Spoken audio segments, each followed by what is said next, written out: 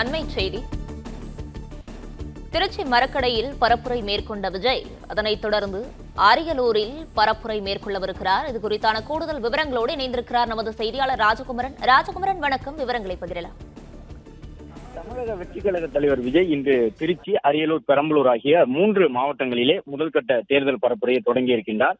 இன்று பிற்பகல் திருச்சிராப்பள்ளி மாநகரில் மரக்கடை பகுதியிலே தேர்தல் பரப்புரையை மேற்கொண்டிருந்த தமிழக வெற்றிக் கழக தலைவர் விஜய் அதன் தொடர்ச்சியாக இன்னும் சற்று நேரத்தில் அரியலூர் நகராட்சியினுடைய பழைய பேருந்து நிலையம் அருகே தேர்தல் பரப்புரை மேற்கொள்ள இருக்கின்றார்.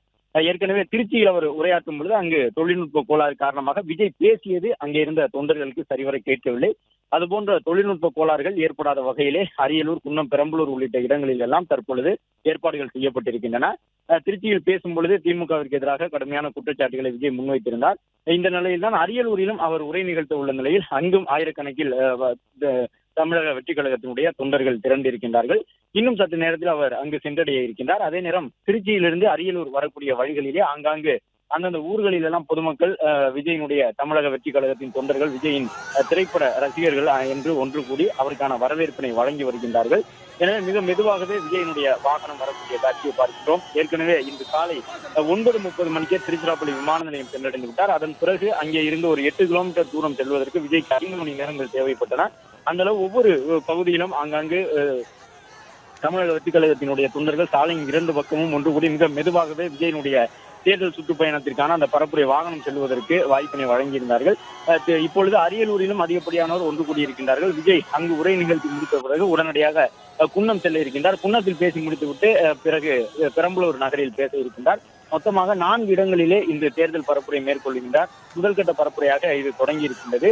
இதே நேரம் அரியலூரை பொறுத்தவரை இன்று பிற்பகல் 12 மணிக்கு என்ற அளவிலே அவர் அங்கு சென்று தேர்தல் பரப்புரையில் ஈடுபடுவார் என்ற ஒரு எதிர்பார்ப்பு இருந்தது. ஆனால் இன்று காலை 3 மணி அளவில் தான் அந்த முழுமையாக திருச்சிராப்பள்ளியில் பரப்புரையை விஜய் நிறைவு செய்திருந்தார். எனவே அரியலூர் செல்வதற்கே கிட்டத்தட்ட 6 மணி ஆகியிருக்கின்றது. எனவே 6 மணிக்கு பரப்புரையை முடித்துவிட்டு சுருக்கமாகவே பேசுவார் என்று எதிர்பார்க்கப்படுகின்றது. அங்கிருந்து குன்னம் மற்றும் பெரம்பலூர் உள்ளிட்ட இடங்களிலே தேர்தல் பரப்புரையில் ஈடுபட இருக்கின்றார். அரியலூர் மாவட்டத்தினுடைய தமிழக வெற்றிக் கழகத்தின் நிர்வாகத்தின் சார்பில் ஆயிரக்கணக்கில் தொண்டர்கள் வருகை தந்திருக்கின்றார்கள். அவருக்கு உற்சாகமான வரவேற்பினை வழங்க இருக்கின்றார்கள். மேலும் விஜய் திருச்சிராப்பள்ளியில் பேசும் பொழுது அந்த தொழில்நுட்ப கோளாறு காரணமாக முறையாக அவை தொண்டர்களுக்கு கேட்காத நிலையிலே அதுபோன்ற பழுது ஏற்படாத வகையில் அரியலூரில் ஏற்பாடுகள் செய்யப்பட்டுள்ளதாக தமிழக வெற்றிக் கழகத்தின் சார்பில் கூறியிருக்கிறார்கள். பாஜகவிற்கும் திமுகவிற்கும் எதிராக கடும் குற்றச்சாட்டுகளை விஜய் தொடர்ந்து முன்வைத்து வருகின்றார்.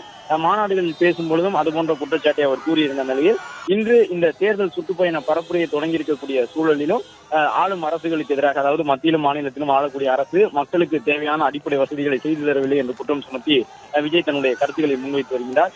திருச்சி மாவட்டத்தில் செய்ய வேண்டிய பல்வேறு பணிகளை கிடப்பில் போட்டு விட்டார்கள் என்று குற்றம் சுமத்தி இருக்கின்றார். அது மட்டுமல்லாமல் விவசாயிகள் பிரச்சனையை தீர்ப்பதற்கு திமுக எதுவும் செய்யவில்லை என்பது உள்ளிட்ட குற்றச்சாட்டுகளை சுமத்தியுள்ளார்.